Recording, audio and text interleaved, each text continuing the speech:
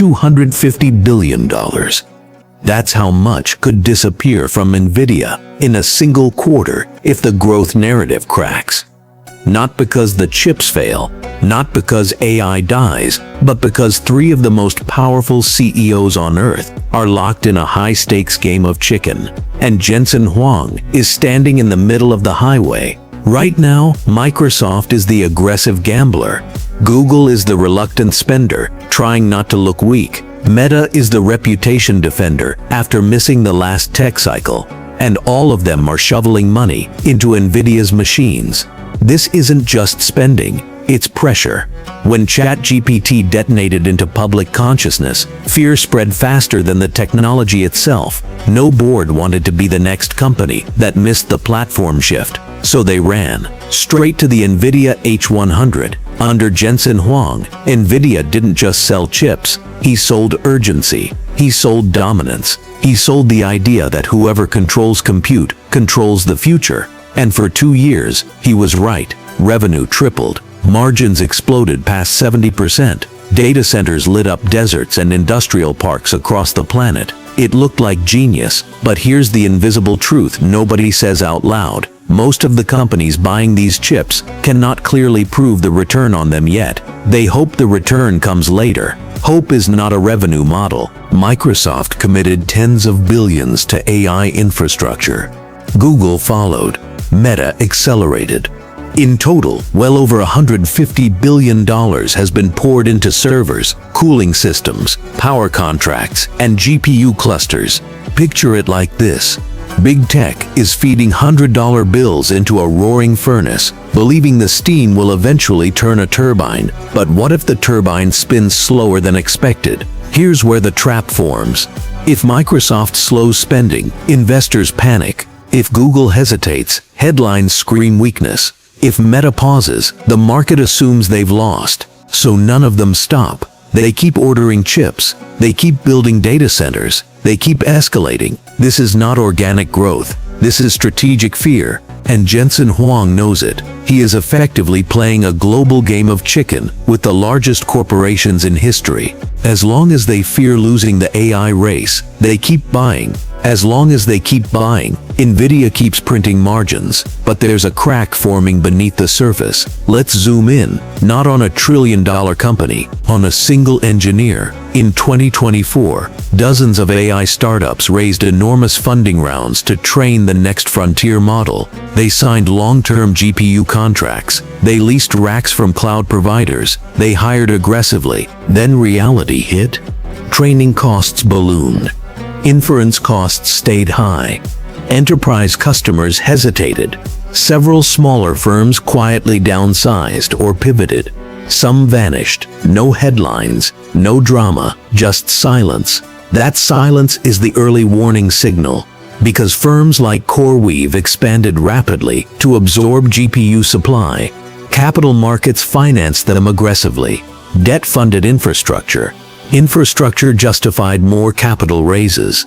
It created momentum, but it also created dependency. And dependency is fragile. We've seen this movie before.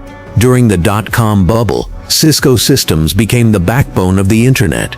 Investors believed demand for routers would grow forever. The internet survived. Cisco didn't collapse as a company, but its stock dropped nearly 80%. Why? Because spending slowed, not reversed, slowed. Markets don't need disaster. They only need deceleration.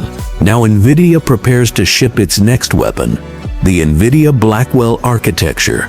Faster, more efficient, more powerful. The Ferrari of AI compute. But here's the uncomfortable metaphor. NVIDIA built a Ferrari. The global economy is still figuring out how to ride a bicycle. Corporations move slowly. Regulation moves slower. Energy grids strain under AI data center demand. Power contracts stretch years into the future. And here's the hidden tension most analysts won't say clearly. AI infrastructure spending is scaling exponentially. AI revenue is scaling linearly. That gap is the AI spending trap. If revenue accelerates dramatically, the system stabilizes. If it doesn't, Capital expenditure eventually normalizes, and when extreme growth normalizes, valuations compress violently. That's how $250 billion disappears, not with an explosion, with a guidance revision. With one sentence, we are optimizing capital expenditures. That's all it would take. From Riyadh to New York to Tokyo, markets are interconnected. Sovereign funds hold tech exposure. Pension funds hold tech exposure. Retail investors hold tech exposure. This isn't just Silicon Valley's story. It's a global leverage story. The villain here isn't Jensen Huang. It isn't Microsoft. It isn't Google. It's incentive misalignment. NVIDIA maximizes hardware sales. Cloud giants maximize dominance perception. Wall Street maximizes narrative momentum. But end customers maximize caution. And caution always arrives late in the cycle. So the real question isn't whether AI will change the world. It probably will. The real question is whether the world can pay for this scale of compute fast enough to justify today's expectations. If it can, NVIDIA becomes the defining infrastructure titan of the century. If it can't, we witness the largest expectation reset of the AI era. And expectation resets at this scale don't trend quietly. They snap. They snap the way a tension cable snaps, silently at first, then all at once. But here's the deeper layer most investors haven't examined. It began in private boardrooms. Years before the public AI explosion, long-term supply agreements were negotiated. Capacity was pre-allocated. Billions were committed in advance. Strategic cloud partnerships quietly tied the largest technology firms to NVIDIA's roadmap. By the time the world discovered AI, the infrastructure race was already structurally locked in. These weren't casual purchase orders. They were multi-year commitments.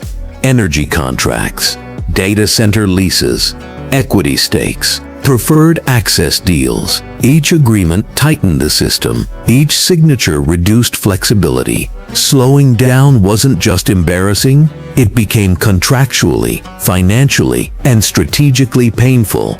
And once you understand how those agreements were structured, the AI race stops looking like spontaneous innovation and starts looking like a high-speed train that was set in motion long before anyone checked the brakes.